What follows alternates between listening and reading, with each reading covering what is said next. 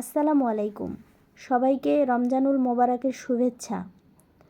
আজকে দারুণ মজার একটি চপ তৈরি করে দেখাচ্ছি, যেটা এই রমজান মাসে একবার বানালে বারবার বানাতে ইচ্ছে করবে।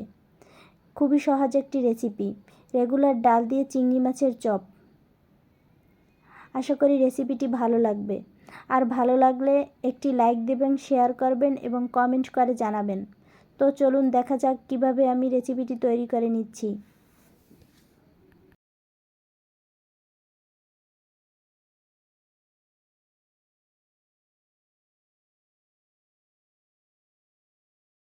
শুরুতেই আমি কিছু চিংড়ি মাছ নিয়ে নিয়েছি। এখানে আমি খোসা এবং মাথা ছাড়িয়ে নিয়েছি।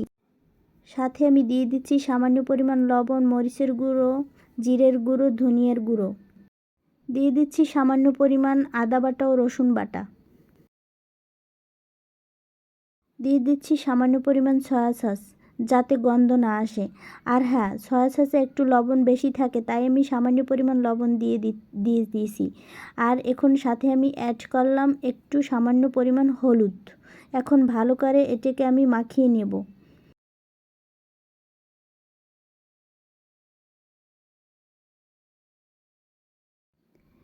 চিংড়ি মাছগুলোকে অফ ক্যামেরায় আমি ভেজে নিয়েছি। আপনারা চাইলে নাও ভাজতে পারেন, তবে ভেজে নিলে ভালো হয়।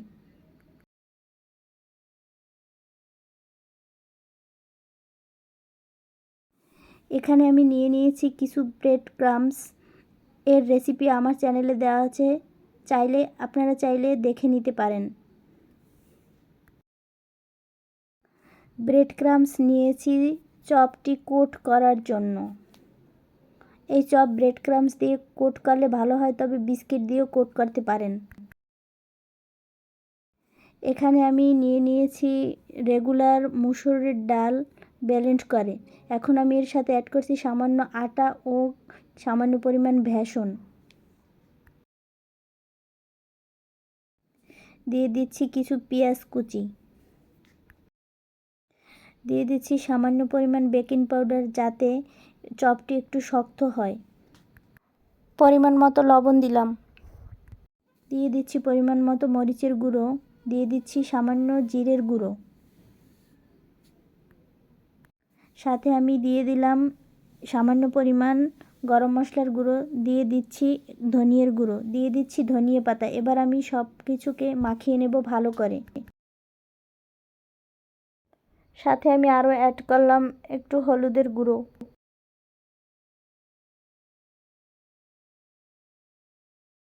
আমার কাছে মনে হয়েছিল যে ডোটা একটু নরম, তাই আমি এর সাথে ডোটা আরেকটু শক্ত করার জন্য সামান্য পরিমাণ ব্রেড ক্রাম্বস অ্যাড করলাম।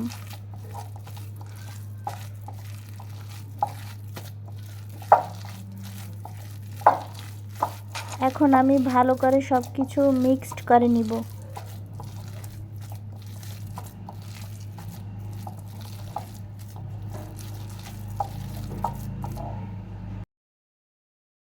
এবার আমি চিংড়ি মাছের চপগুলো তৈরি করে নিচ্ছি।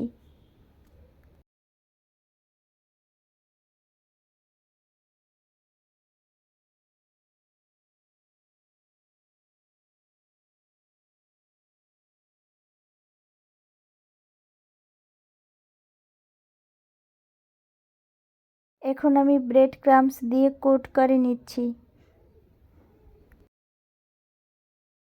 এরই সাথে তৈরি হয়ে গেল আমার সবগুলো চপ।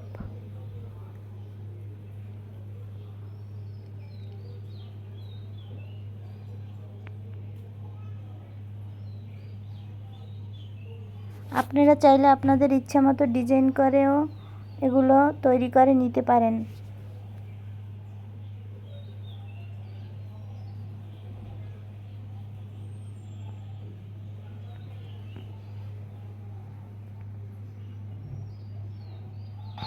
এখন আমি চপগুলোকে ভেজে নিব। শুরুতেই আমি হাই হিটে তেল গরম করে নিয়েছি। এখন আমি চুলার আঁচ মিডিয়াম টু লো ফ্লেমে রেখে সবগুলো চপ তেলে দিয়ে দিচ্ছি।